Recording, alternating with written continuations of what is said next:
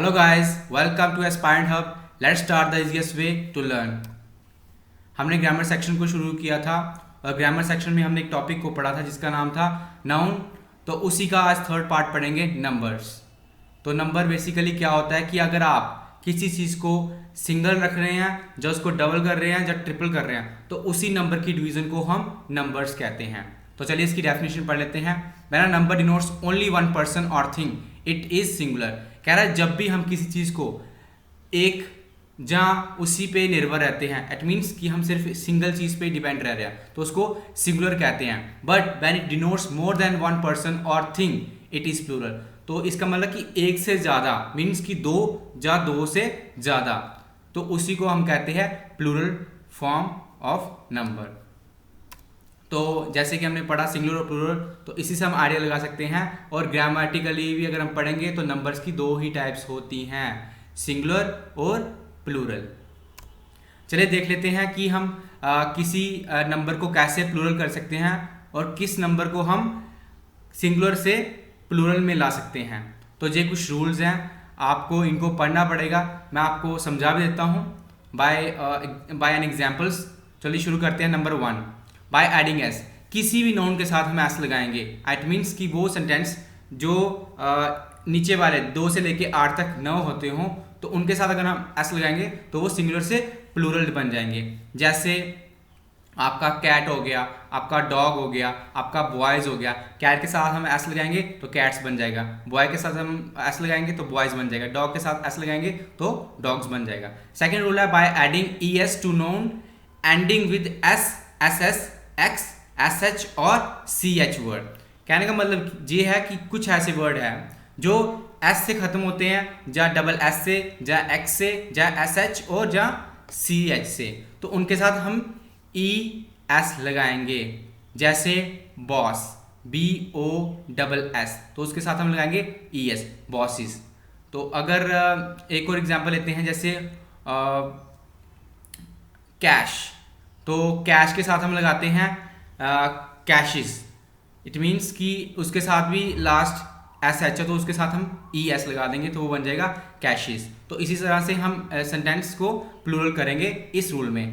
Third है by adding S to noun ending with K but it is written in C H. Means कि ऐसे word जो written होते हैं C H में लेकिन उनकी साउंड निकलती है केक में, तो उनके साथ हम एस लगाएंगे। जैसे है आपका स्टोमक, आपके स्टोमक की स्पेलिंग होती है STOMACH, लेकिन उसको हम स्टोमच नहीं बोलते, स्टोमक बोलते हैं। इट मीन्स कि वो वर्ड जो CH पे खत्म होते हैं लेकिन उनकी साउंड जो CH की है वो K पे होती है, तो उसके साथ हम S लगाते हैं। स्टोमक हो गया आपका, कुछ ऐसे सेंटेंसेस।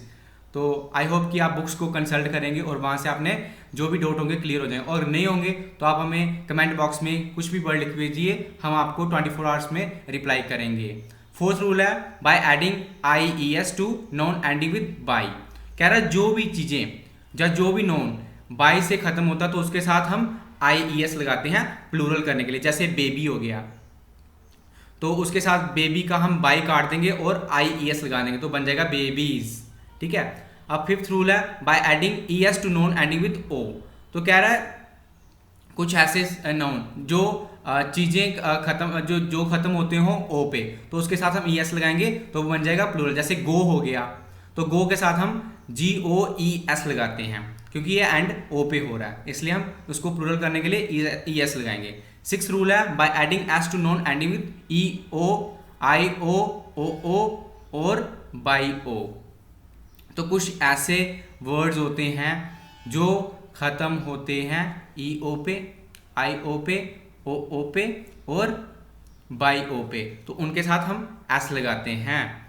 तो सेवंथ रूल है by adding BES to noun ending with F और FE। कह रहा है कुछ ऐसे सेंटेंसेस या कुछ ऐसे वर्ड जो अपना लास्ट अक्षर उनका लास्ट अक्षर होता है F या FE, तो उनके साथ हम F और FE काट देंगे तो VES लगाएंगे तो वो प्लूरल हो जाएगा। जैसे नाइफ, KNIFE, तो FE को काट देंगे और लगा देंगे उसकी जगह पे VES, तो बन जाएगा नाइफ, तो उसका प्लूरल फॉर्म बन जाएगा ऐसे। तो लास्ट है बाय चेंजिंग इंटरनल वॉवल।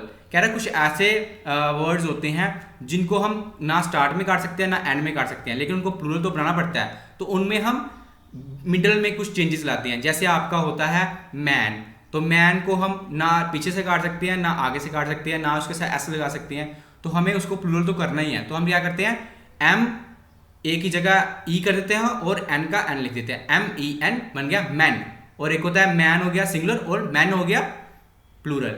वैसे ही वुमेन, उसका वुमेन आपका प्लूरल हो गया by adding E instead of A, तो वो बन जाएगा प्लूरल।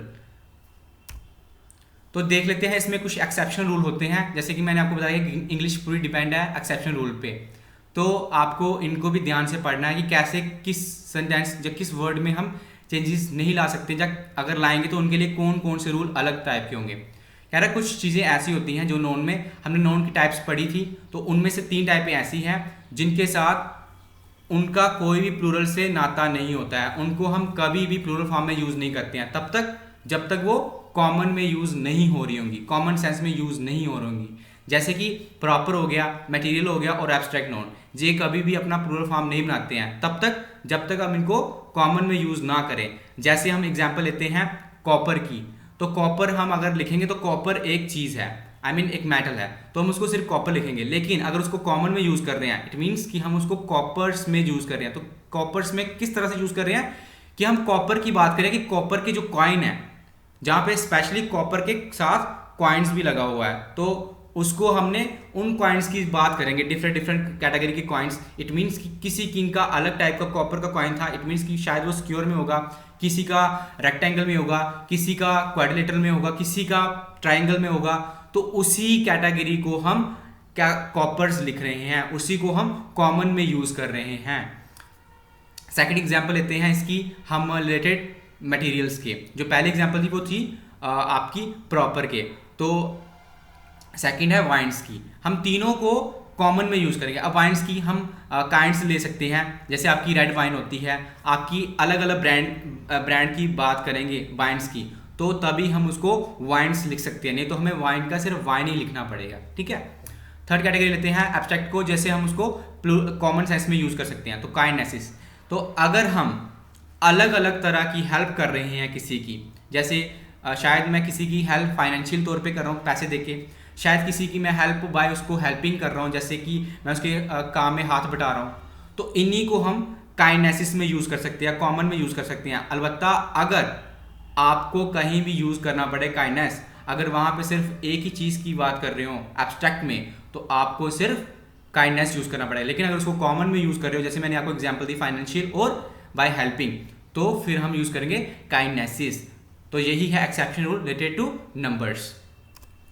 तो वैसे मैंने कुछ वर्ड बनाए हैं अभी रिसेंटली, मेरे हिसाब से with in 1 month assistant commandant का पेपर हो जाएगा, तो उसमें अगर आपने नेक्स्ट आने वाले 3 स्लाइड्स को देख लिया, तो मेरे को लगता कि वहाँ पे जो भी सिंगुलर के प्लूरल सेंटेंस बनाने पड़ेंगे आपको, जब वर्ड बनाने पड़ेंगे, आप उनमें से कभी भी चूक पाओगे। तो आप प्लीज़ इनको एक बार रीड आउट कर लीजिए, मैं धीरे धीरे इनको चलाता हूँ और इनको पास करके देख लीजिए।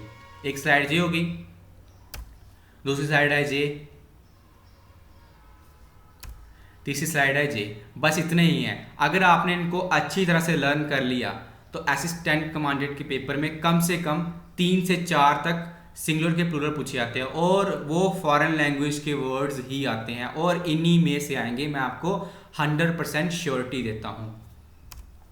तो अगर आपको आज का वीडियो अच्छा लगा हो तो प्लीज़ इसको ज़्यादा से ज़्यादा शेयर करें, कमेंट करें और सब्सक्राइब करें एस्पायर्ड हब। Thank you.